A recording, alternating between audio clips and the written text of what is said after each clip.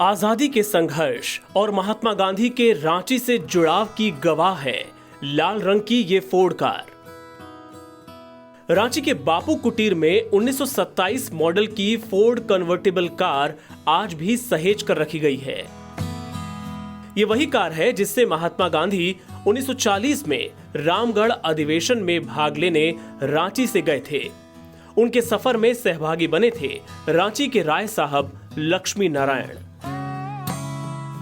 उनके परपोते आदित्य विक्रम जायसवाल ने इस कार को अभी तक संभाल कर रखा है। खास बात यह है कि ये आज भी चलने की स्थिति में है।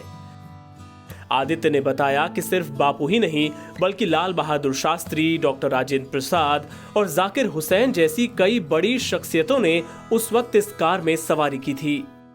इनसे हम जानते हैं कि गांधी जी से जुड़ी जो इन्होंने अपने बड़े बुजुर्गों से सुनी होगी, उनके बारे में बताएं कि गांधी जी आए थे। और देखिए, गांधी जी के विचारधारा आज भी प्रासंगिक है और हम लोग उसको फॉलो करते हैं। 1940 में जब महात्मा गांधी का आगमन रांची हुआ था रामगढ़ अधिवेशन में भाग लेने के लिए, तो इसी बापू कुटीर में कुछ घंटों तक विश्राम किए थे। बड़े बड़े पदाधिकारी कांग्रेस पार्टी के आए थे जो कि क्रांतिकारी भी थे।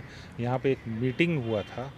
यहाँ से फिर हमारे परदादा राय साहब लक्ष्मी नारायण को सौभाग्य प्राप्त हुआ था कि इसी फोर्ड गाड़ी में, जो कि 1927 मॉडल की ये कार है, इसी गाड़ी में गांधी जी बैठकर रामगढ़ अधिवेशन में भाग लेने के लिए गए थे। इस कार के बारे में कहा जाता है कि उस समय एक लेटेस्ट मॉडल थी और इसकी क्या विशेषता थी और इसके बारे में भी थोड़ा बताएंगे।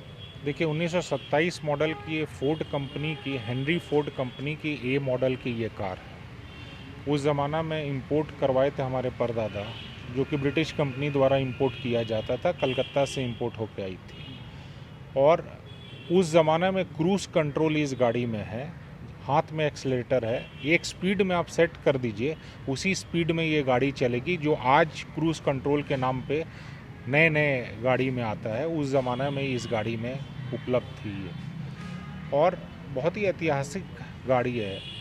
सिर्फ महात्मा गांधी का चरण इस पे नहीं पड़ा है, लाल बहादुर शास्त्री जी, डॉक्टर राजेंद्र प्रसाद जी, जाकिर हुसैन साहब का भी चरण इस गाड़ी में पड़ा।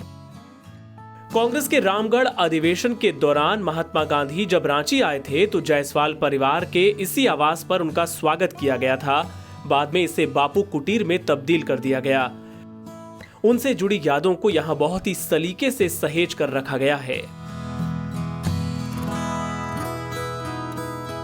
एनबीटी ऑनलाइन के लिए रांची से रवि सिन्हा की रिपोर्ट।